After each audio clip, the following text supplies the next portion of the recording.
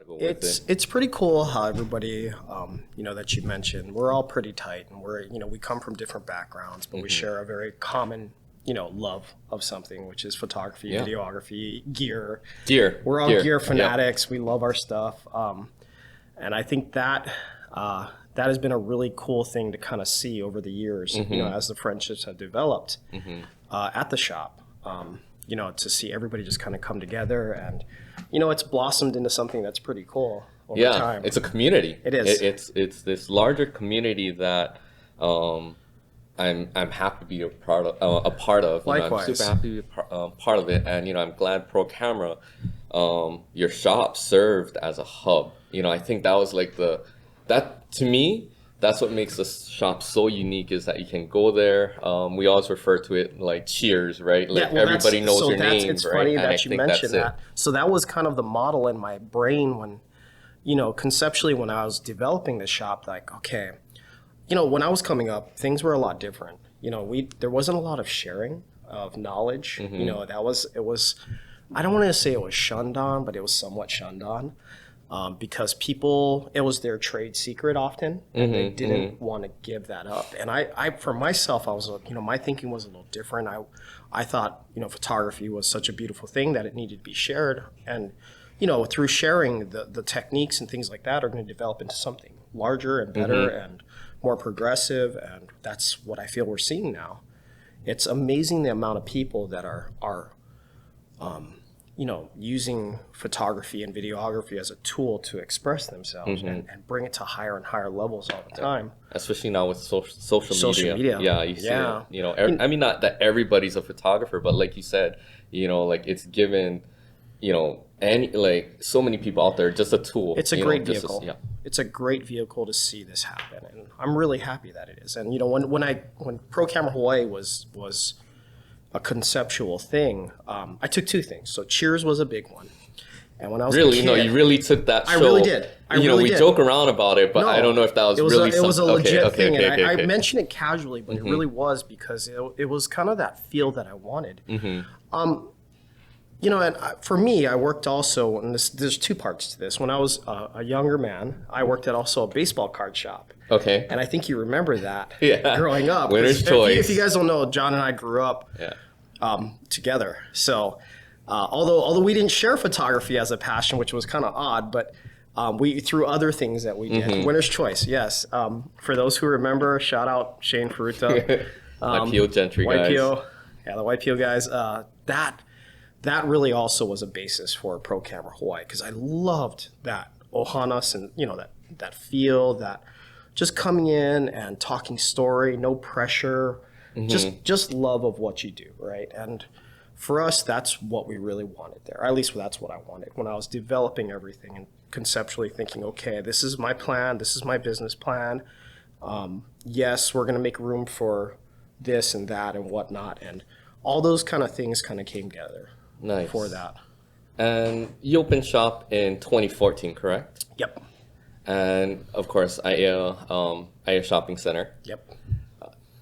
When you first opened your doors, did you see yourself? When you first opened your doors, did you see yourself servicing the greater community? Within the photography community, or were you just thinking, I'm just gonna hit I thought I was just going to be selling cameras, and, originally that's what that was the plan, but it obviously developed into other things. But 2014, I did choose IA, which was against some of the advice out there. A lot of folks, when they, initially heard my plan, they thought moving me into town would have been a better avenue. But the way I looked at it, if you guys ever want to read a really great book, it's called Blue Ocean. I saw for myself a very big open window centralized on Oahu. And, we didn't have a lot of competition out there.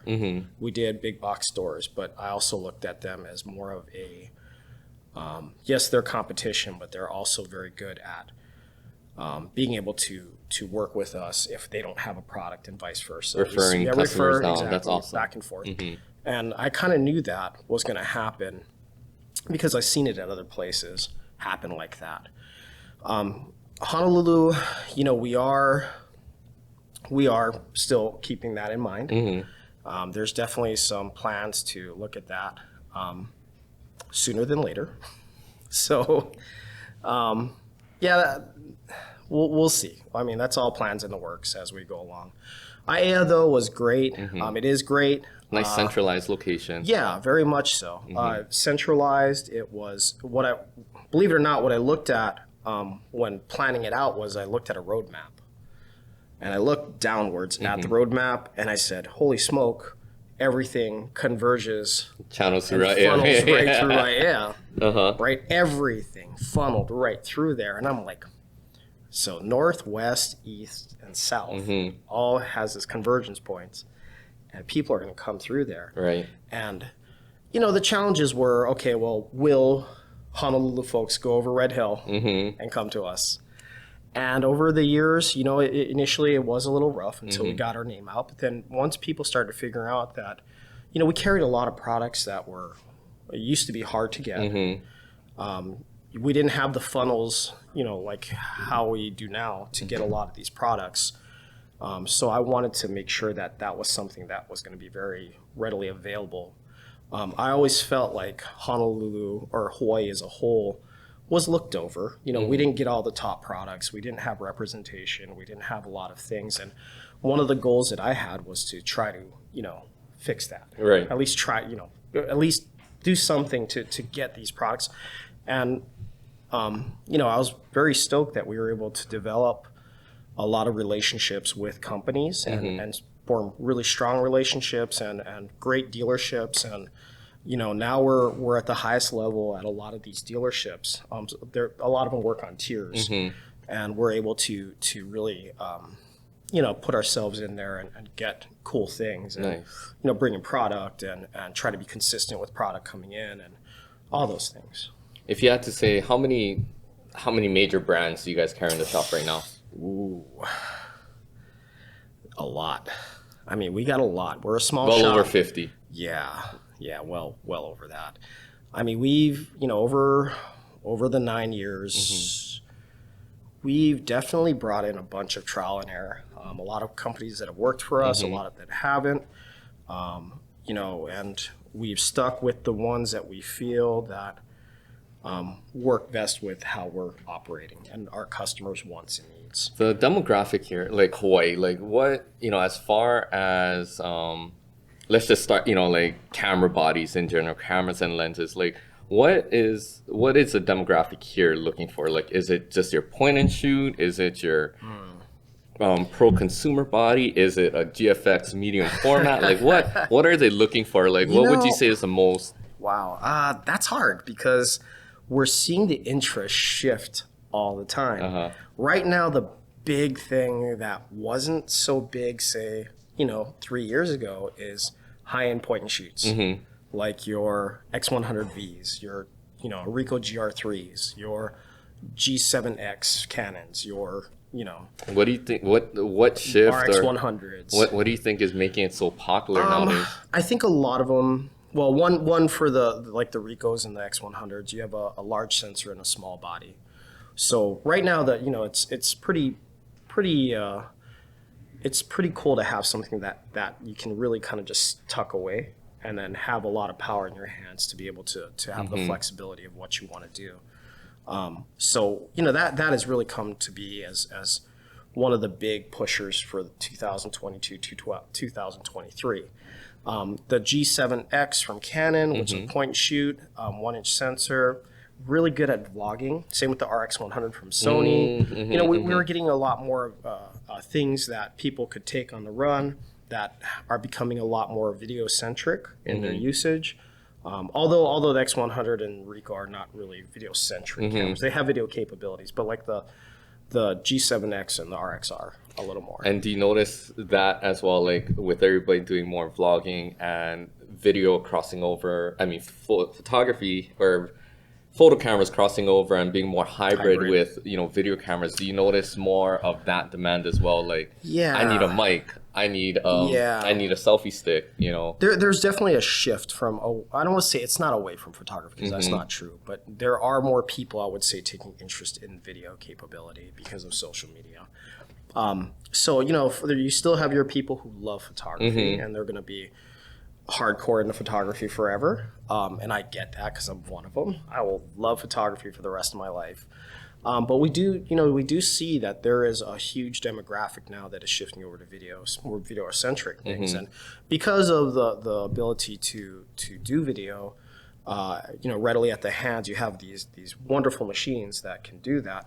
But not only that, on the back end, we have software that's making things so much easier for people to do things like transitions, and, just even things like on your phone. Exactly, Yeah. it's wild. I mean, these were things that you and I didn't have even 5 years ago. Imagine if we right? did. It was crazy. I know, right? It would have been wild. Yeah.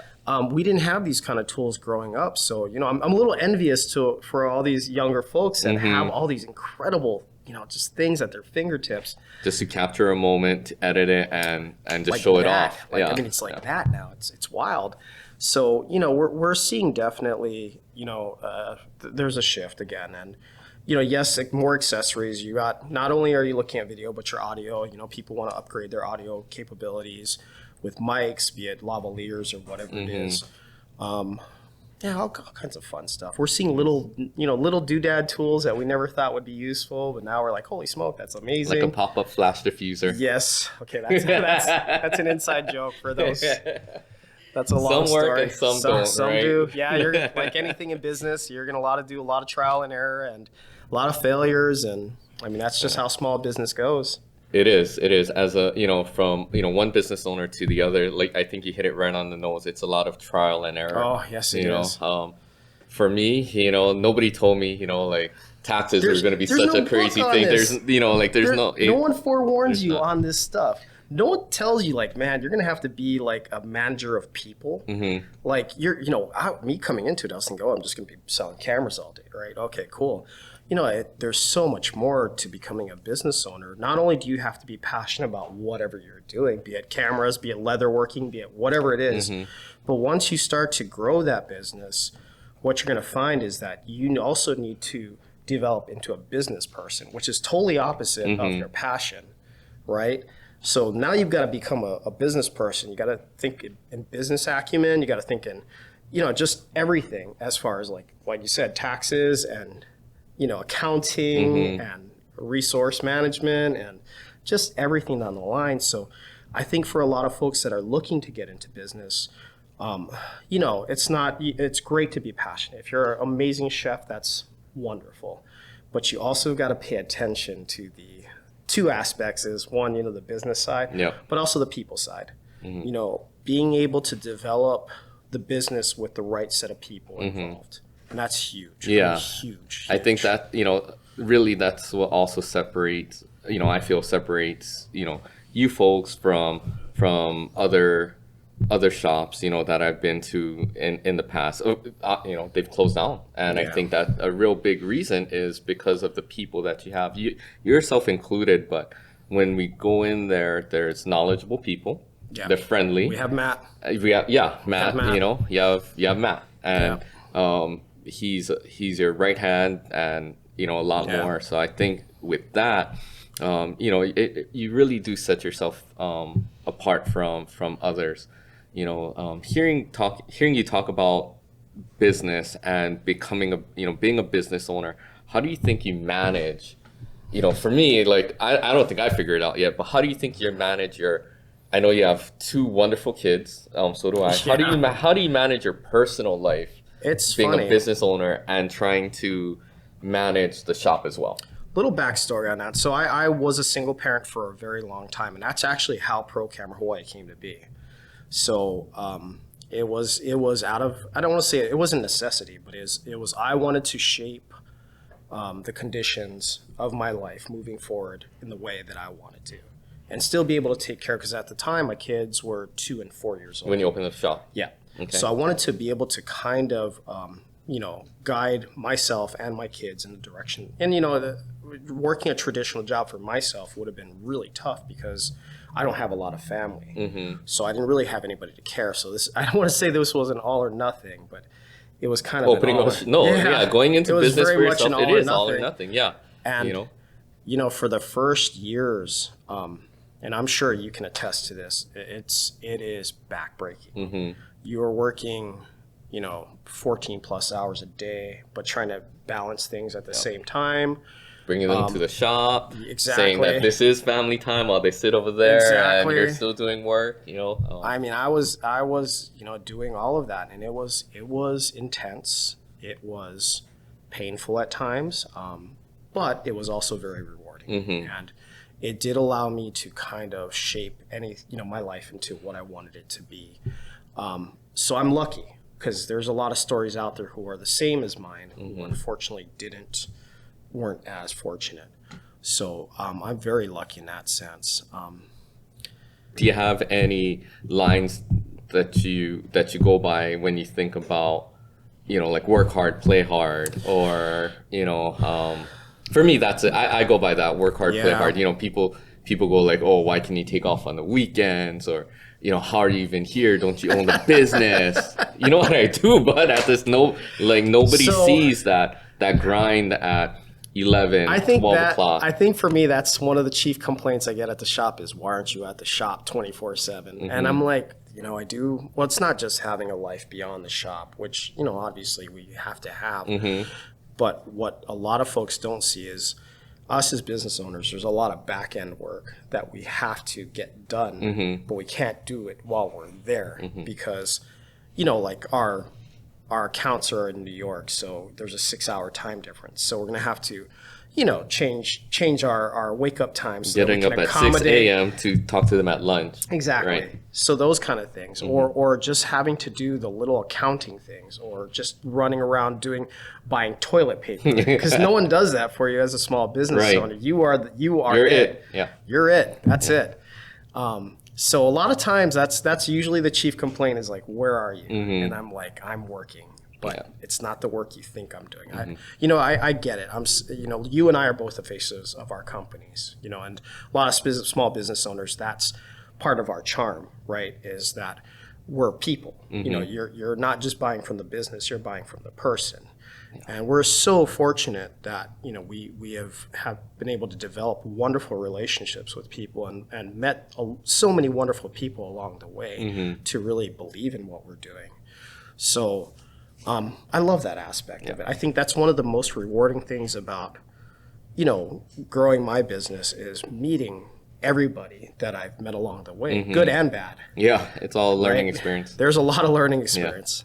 I can't emphasize that enough. And you got to be patient with yourself as a business person. You're never going to get it right all the time. You'll make a lot of mistakes. I know I have. But it's just you learn from the mistakes, you improve, you look at the areas that you could shore up, and you do it. And don't be afraid to make mistakes. I've going into this. I mean, back to a motto. I don't know. I don't think I really have one for myself other than. I don't even know. I don't think I have a self motto. Just work hard. Work smart. I mean, that's that kind of sums up a lot there. Just saying that. There a lot of folks think it's a glamorous life to live a small business because you can do what you want. But really, you as a small business owner, you do have a boss. It's your customer, right? They are your boss, like it or not. They're your boss. You report to. That's who you need to make happy. Exactly. You need to make them happy.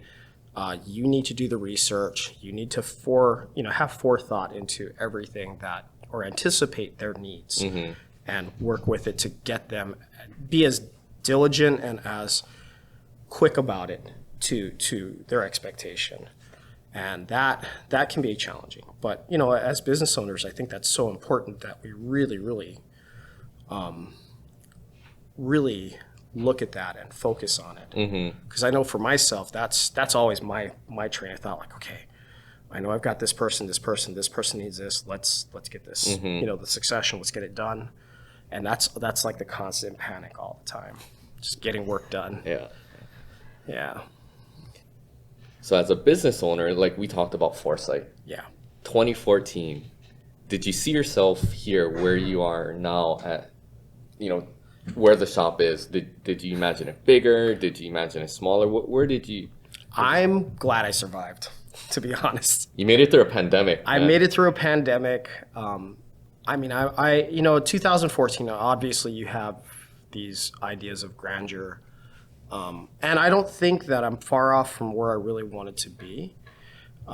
Because really what I was looking for was stability.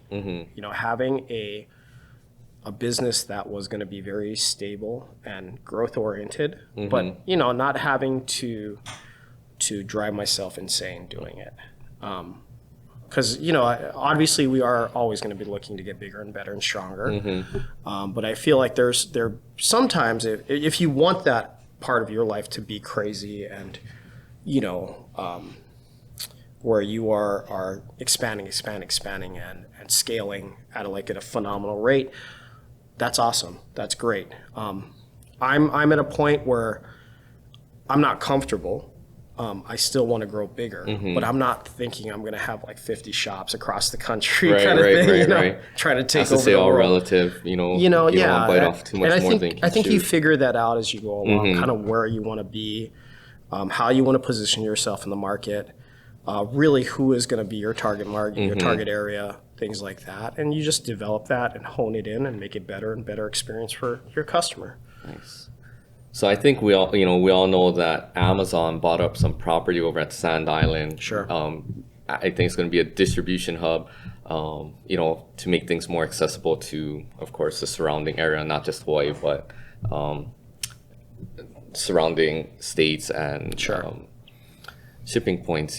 As a local business owner, of course, they're competition.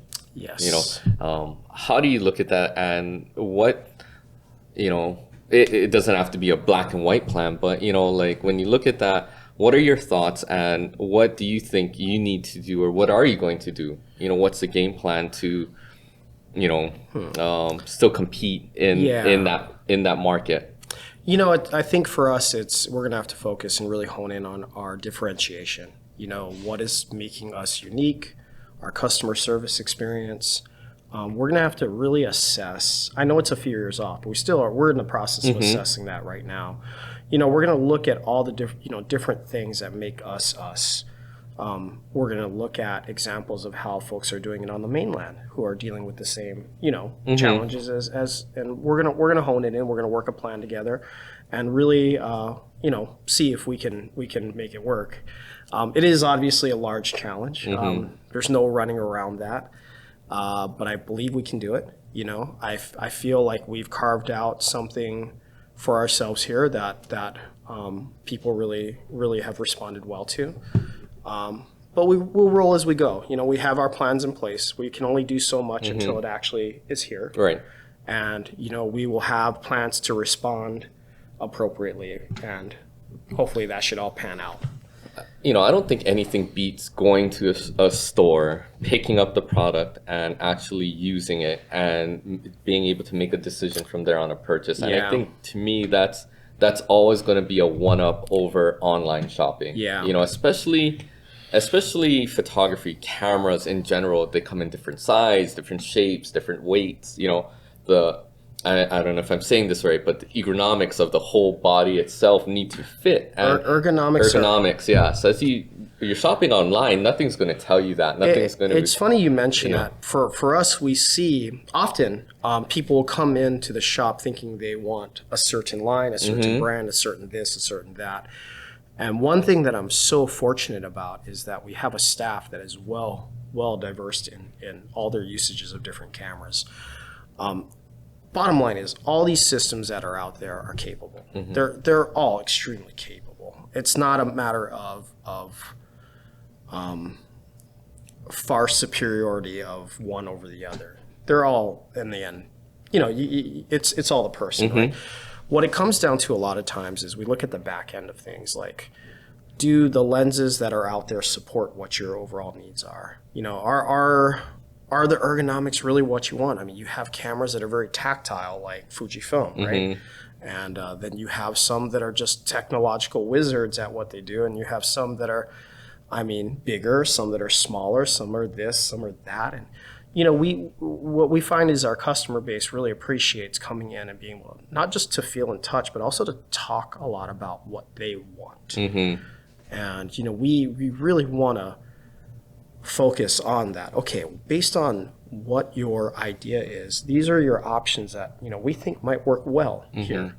And from there they can make an intelligent decision, and hopefully they'll be happy in the end. Most of the times we find that approach really works well for to make people happy, and that's what I want. I mean, I just want people to leave the shop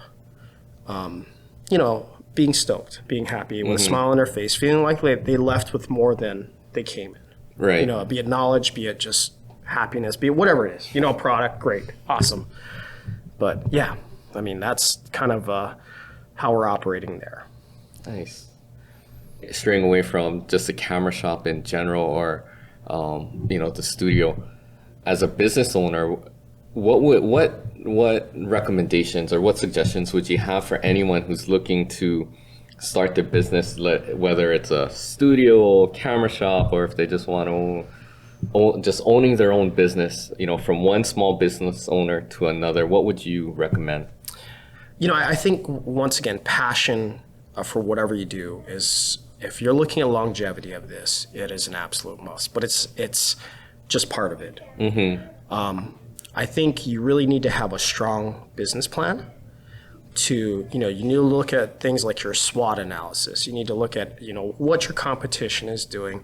Having a business plan is going to help you assess these things. It's going to help you with your financials. It's going to help you figure out how you're going to make money. Mm-hmm. A lot of times we have a concept, but it doesn't necessarily translate to us making money. Mm-hmm. Having the right people involved is going to be huge as well.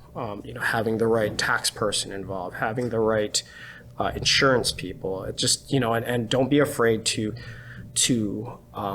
meet different people to fit your needs, because not everyone is the same. Yeah. Some people specialize in one thing, some specialize in small business insurance, some people, finding all these things and are going to be so essential to making your business flow correctly. Mm-hmm. And you're never going to get it right, like I said in the beginning. I was about to say, did you go through a lot of trial and error in finding these resources? Yes. Over the years, you'll meet a lot of people, and you think their direction is going to be the same as yours, and it isn't. Mm-hmm. So, trial and error is just part of business that you need to go through, and sometimes it's a hard conversation to have if you need to break it off with those relationships. Mm-hmm. But ultimately, what you're trying to do is make it work as best as you can for yourself, and to have the business grow. And that's just part of what we have to do as small business owners to protect our interests. Yeah. Having the right people involved is so important. There's a lot of resources. I wish I knew about them from the get-go, but I didn't. There's so many resources out there. There are. Hawaii Employers Council, the SBA. SBA basically got. I'm pretty sure they got us through the pandemic. Yeah. Right. I mean, I can wholeheartedly say that the Small Business Administration got us through, or got me through the pandemic. Yeah, no, us too. We were very thankful for all the resources that they provided. I was very fortunate. Speaking of the SBA, 2017, I did a program with the SBA called the Emerging Leaders, and basically this was a 6-month program where they did pretty inclusive training on how to be a business owner. And it was amazing, and I really have to thank the SBA for really helping guide and mentor a lot of, not just myself, but a lot of other small businesses. And for those who are looking, for great resources, really check into the SBA, because they really want to make it work for you. They're really there for you to help you. And I can't say enough good things about what they've done, over the past for us. So yeah, that, and also, as far as like resources, talk to your bank people, get a good bank manager that's there that, even if you're not getting the loan, at least knowing the process, understanding where you need to be. Exactly. Yeah. Where you need to be, where where you really stand as far as being able to secure certain things. That's going to be huge too. Accountant. Oh man, accountants are so important. Having the right accountant on board is going to be huge. Someone who's really watching your financials, you know, your balance sheets, your everything, you know, break-even analysis. That's another thing if you're doing a small business. Be very, very good about looking at on a regular basis. On a regular basis is knowing what's coming in, what's going out, and how your cash flow is, because cash flow is king, right? So, yeah, these are all little things that I had to learn. I never, going into business, I didn't know these things, you know. So, luckily, I did a lot of research, and you know, I was able to take classes on certain things and really start to work up my financial, you know, awareness and responsibilities. So, yeah, that's, I guess one piece of advice is just you know, have those things planned for. As far, you know, more than resources, I know you mentioned classes, you know, personal preference. Do you watch those motivating YouTube videos? All the Do you time. watch those online classes, audiobooks, which, you know, if you had to suggest... Audible is amazing. Yeah. Audible, I mean, you know, on your ride to work, going to pick up the kids, you can pop it in for 30 minutes and just absorb what you can. I may absorb 10% of whatever the book is telling me, but it is still something on a regular basis. Yeah. And it's something that I can apply to whatever we're doing, or at least it makes me look at you know, things at a different view. And I found that to be hugely beneficial. So Audible has been really good to me. I think they do, not to plug Audible, but I think they do like a yearly subscription. Okay. And I just take the credits and run with it. I find like 10, 20 bucks and say that's my year goal to get through all of these, and we're good. And it makes it painless. So. And, you know, before we wrap up and before I forget, I always want to give a quick shout out to my alma mater, Pro City High School. You know, and I know you graduated from there too. So right now we've got Pro City putting out two business owners in photography. So if that's the place to actually, there's another one too. I don't know if that person wants to be mentioned, but actually we have three. I think I'll find them. I think I know where to go, and I'll find them. Yeah. Yeah. So I think that's super cool. You know, it is. You know, it's funny. We had a terrific program at Pearl City.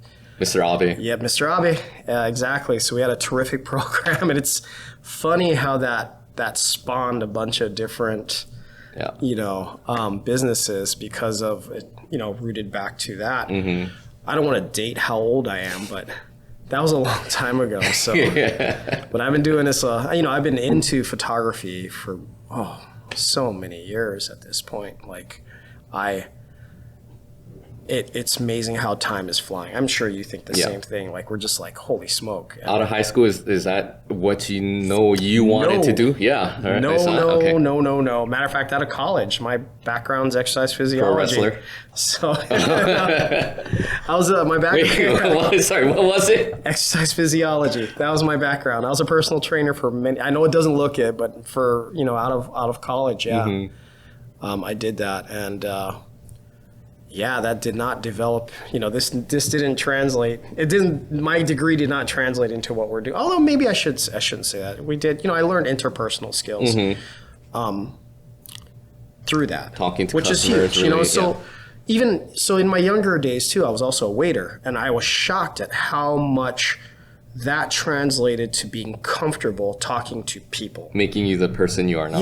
Yeah. It was, you know, I never thought that doing all those things all those early years would develop these skills to be able, you know, for my business, I think one of the things that people enjoy about coming to the shop is that we're pretty casual in the way that we talk. It's more, we're not trying to do the upsales thing. We're just trying to talk story with you. And I think for myself, you know, I was in my four walls. I'm really, really good about talking story. Outside, I'm a little shy and bashful, but inside my four walls at the shop, I can talk story with you, and I'm happy to do that. And that's something that I learned through being previous a waiter experiences. and being a personal trainer.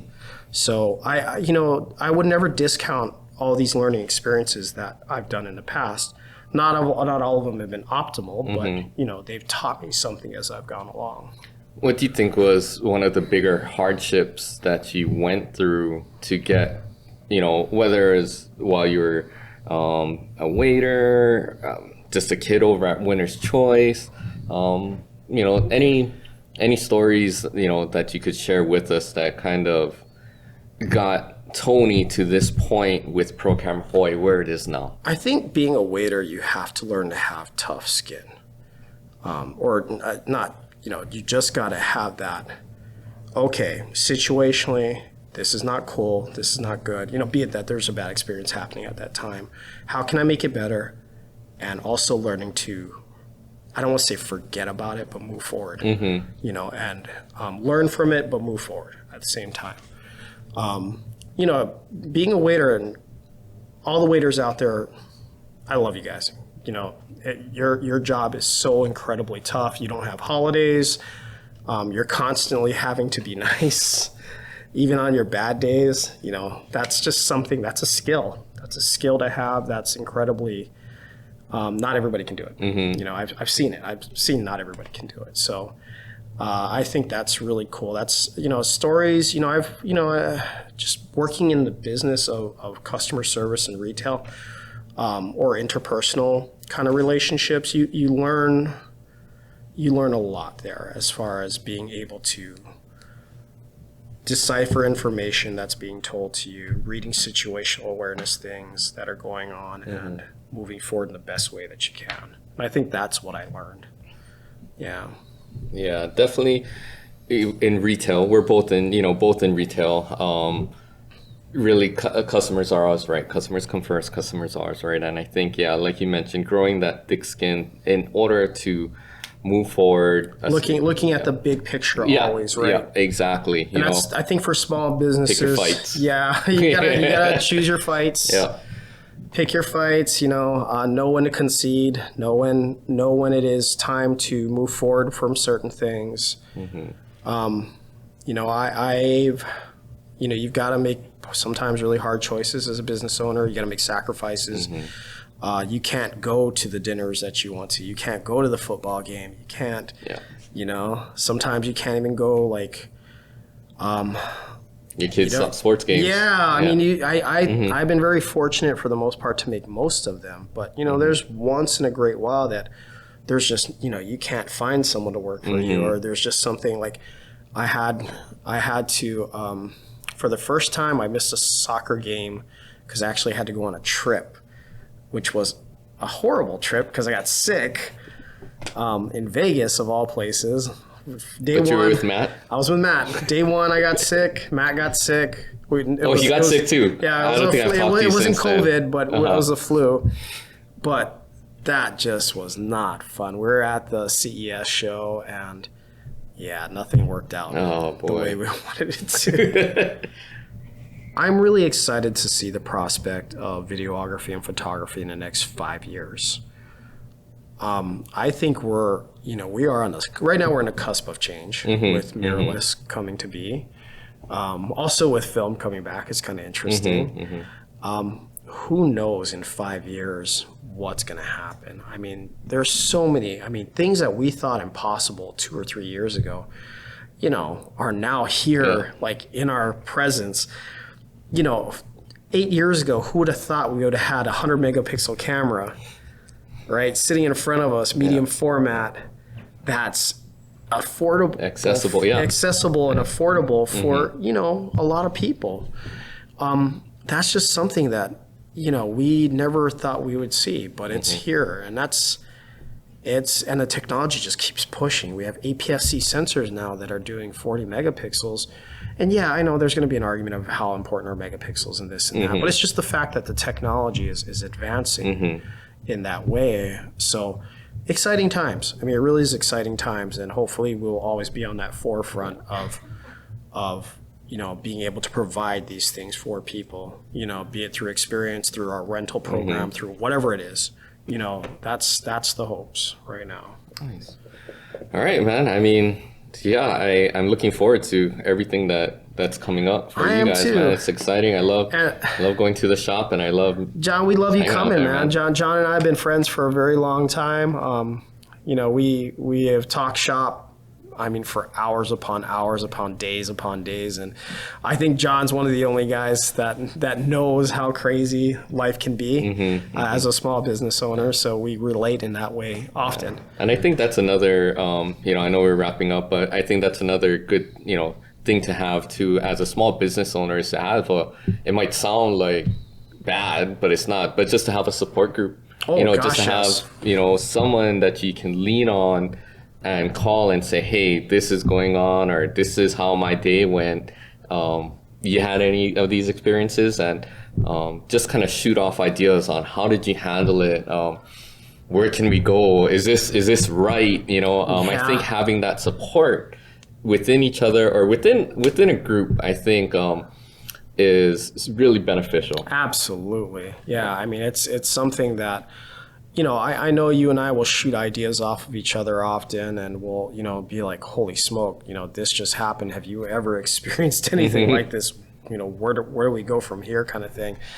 I think that support system is just great for your mental health, your physical health, because obviously your mental health will affect your physical health and, all those things. And just, it's a good thing. So anybody who's out there, mentors are always nice to have to feed off of. If that's one thing that, I over time that I've tried to find, and I'm sure John has too, to try to lead us in the right direction, and just having good support like John, to kind of just bounce ideas off of, talk through things, get resources, we, as small business owners, we develop relationships all over the place, not just between us, but just, with like shirt people, with insurance people, with, and then often that leads into other ways that we can help each other. Like, oh, I know this guy that can do this, Especially here in Hawaii. Yeah, Hawaii's huge on that. So, yeah. Cool, man. All right, man. Thanks for coming by. John, Appreciate it, man.